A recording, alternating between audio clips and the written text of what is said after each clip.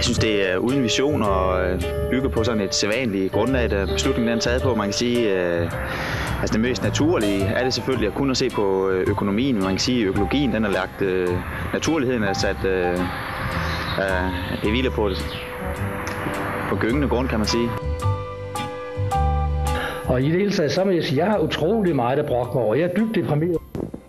Den konkrete årsag, det er, at vi forsøger at hæve standarden.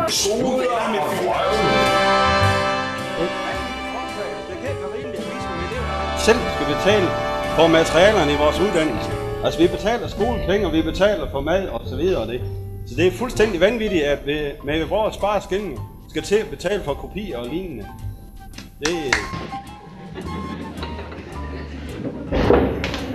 Jo, men jeg synes bare, at jeg vil støtte Zigzag i det, hun sagde for nogle stormøder siden, at det er rart, at vi kunne kopiere, ligesom det passer os. Vi er en gruppe her på skolen, som har lavet sådan en aktiv grøn basisgruppe. Og jeg synes, det ville være en god idé, hvis det var sådan, at vi afskaffede papirerne helt. Og så kunne vi spare på alle de her alt papir, alle udgifterne til det. Og vi kunne også gøre en god ting for hele samfundet. Så jeg mener, at vi skal simpelthen droppe alt, hvad der hedder kopier på hele skolen.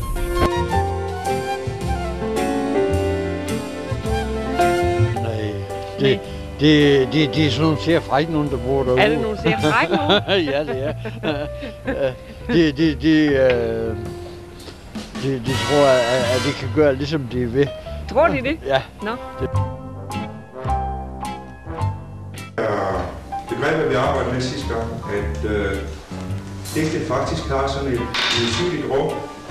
Og det vil sige, at de der metaforer og symboler og associationer, dem skal I prøve at arbejde efter det stykke papir nu. Så hvis I vil gøre det.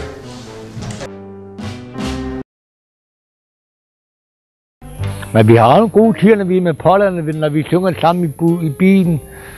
Der har en bestemt en. Vi må fløjte med toget. Jo. Jeg er da glad ved Polly. Det kan du tro. Ja, det skal vi ud til på dagen, mam. Der kommer aldrig, når man prøver at se det, Polly. Der kommer rigtig en lækker dulle der. Med lange hår. Men om vinteren, der er jo ikke noget at se derude. Det er kun om sommer, så kommer de rigtig ud, når det bliver varmt. Så vælter de ud. Situationen er den, at vi i biblioteksudvalget og bibliotekets personale den sidste måned har gjort op her på biblioteket, hvad der eventuelt skulle være forsvundet i årets løb. Rundt omkring.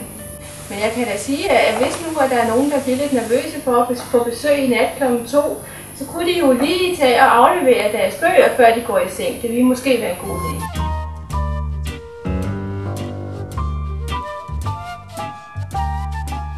Tre ord om DFL. Fællesskab, charme og fest. Må jeg bede dig om at fortælle mig 3 ord om DFL? Om hvem, sagde du? DFL. Kender det ikke.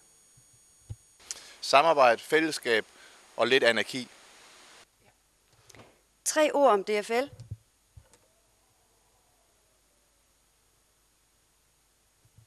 Okay, tak. Det er en god skole og en god ting på kommunen og en god ting på byen og brusen. Tak. 3 ord om DFL. Ej, kan vi? Frihed, ansvar og lære i livet, skole. Fælles spisning. Lære mere, end man tror. Godt sted, søde mennesker. Tak. 3 ord om DFL. Sjovt, spændende og vildt.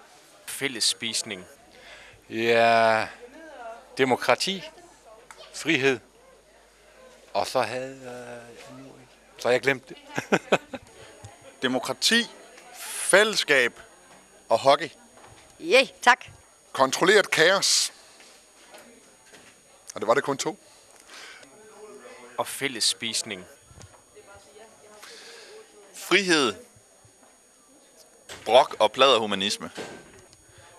Kaffe, frihed og livserfaring. Tak. Indlevelse, indlevelse, indlevelse. Ja. Kreativitet, unge mennesker og hygge. 3 ord om DFL, det må være samvær, musik og glæde. Venner, kaffe,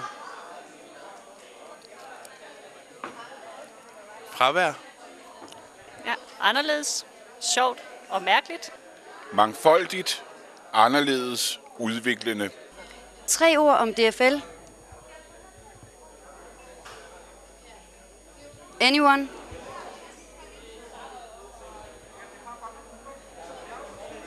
Frihed, næstekærlighed og god stemning.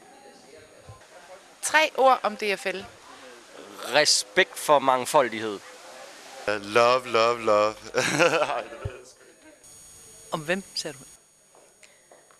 Mangfoldighed. Fællesskab. Nye udfordringer.